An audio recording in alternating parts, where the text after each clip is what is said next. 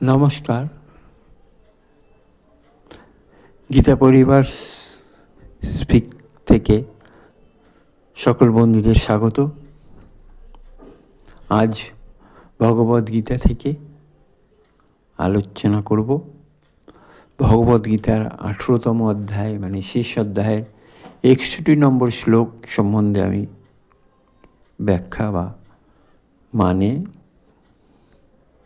কিছুটা বিভিন্ন দৃষ্টিতে বিভিন্ন আচার্য কীভাবে উপলব্ধি করেছেন তারা সে সম্বন্ধে কিছুটা বক্তব্য রাখব। সংস্কৃত শ্লোকটা কি? 18তম অধ্যায়ের 61 নম্বর শ্লোকের ঈশ্বরঃ সর্বভূতানাং হৃদ্দেশে অর্জুন তিষ্ঠতি ভ্রাময়ন সর্বভূতানি যন্তরুরানি মায়া। ঠিক আছে? অর্থ, হে অর্জুন, ঈশ্বর পরমাত্মা সকল জীবের হৃদয়ে বিরাজমান। তিনি তার মায়া শক্তির দ্বারা সকল জীবকে যন্ত্রে আরোহণ করিয়ে দেহরূপ যন্ত্রে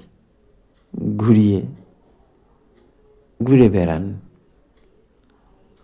সংক্ষিপ্ত ব্যাখ্যা কি? এই শ্লোকে শ্রীকৃষ্ণ বলছেন যে পরমেশ্বর সকল প্রাণীর হৃদয়ে পরমাত্মা রূপে থাকেন এবং মায়ার দ্বারা জীবকে দেহরূপ যন্ত্রে বসিয়ে কর্মফল অনুসারে সংসার চক্রে ঘোরান।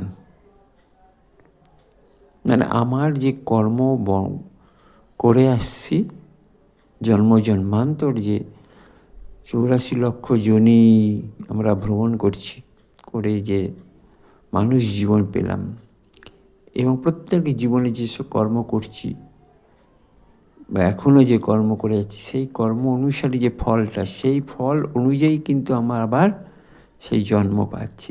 তাই বলছে এই দেহরূপ যন্ত্রে বসিয়ে আমাদের কর্মফল অনুসারে আমাদের ঘোরাচ্ছেন। এটি আমাদের শেখায় যে কি সব কিছু ঈশ্বরের নিয়ন্ত্রণে, তাই তার শরণাগত হয়ে মুক্তি লাভ করতে হবে। যদি সমর্পণ করি, শরণাগত হই, তাহলে আমাদের মুক্তি বা মোক্ষ লাভ হবে। এটি গীতার শেষ অধ্যায়, মানে মোক্ষ সন্ন্যাস যোগ। মোক্ষ সন্ন্যাস যোগটা গীতার শেষ অধ্যায় 18তম অধ্যায় থেকে এসছে। ভগবান শ্রীকৃষ্ণ পূর্বে কর্মযোগ, জ্ঞানযোগ, ভক্তিযোগ সব রকম ব্যাখ্যা করেছে। এখানে চূড়ান্ত উপদেশ দিচ্ছেন এই 18তম অধ্যায়।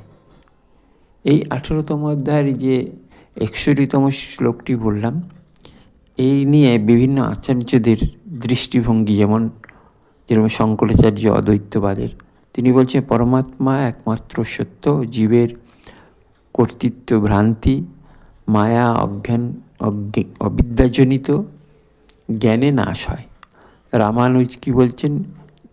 যিনি বিশিষ্ট দ্বৈতবাদ ছিলেন, ঈশ্বর মানে নারায়ণ সগুণ, জীব তার শরীরের অংশ, তার শরণাগতি করলেই তিনি মায়া থেকে মুক্ত করে দেন।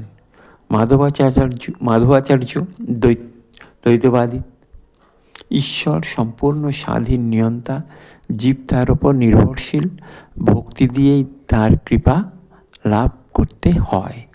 শেষে চৈতন্য মহাপ্রভু, গৌড়ীয় বৈষ্ণব, কৃষ্ণই সেই ঈশ্বর হৃদয়ে বিরাজমান। হরিনাম সংকীর্তন ও ভক্তি দিয়ে তাকে জাগরুক করা হয়। এই শ্লোক আমাদের অহংকার দূর করে। আমি কর্তা নই, সব কিছু ঈশ্বরের নিয়ন্ত্রণ। তাই চিন্তা, দুঃখ, সাফল্য সব তাকে সমর্পণ করলে মন শান্ত হয়। হৃদয়ে তাকে স্মরণ করলে জীবনের যন্ত্র সঠিক পথে চলে। আপনাদের কেমন লাগলো আমাকে জানাবেন। পরবর্তী শ্লোক আমি আবার ব্যাখ্যা সমেত আপনাদের সামনে উপস্থাপন করব। তার আগে আপনারা জানাবেন কেমন লাগছে, বা আপনাদের কোনো যদি মন্তব্য থাকে যে এই অধ্যায় আমাদের একটু ব্যাখ্যা করুন, আমি যথাসাধ্য চেষ্টা করব সেই শ্লোকের ব্যাখ্যা করার। নমস্কার, সবাই ভালো থাকবেন।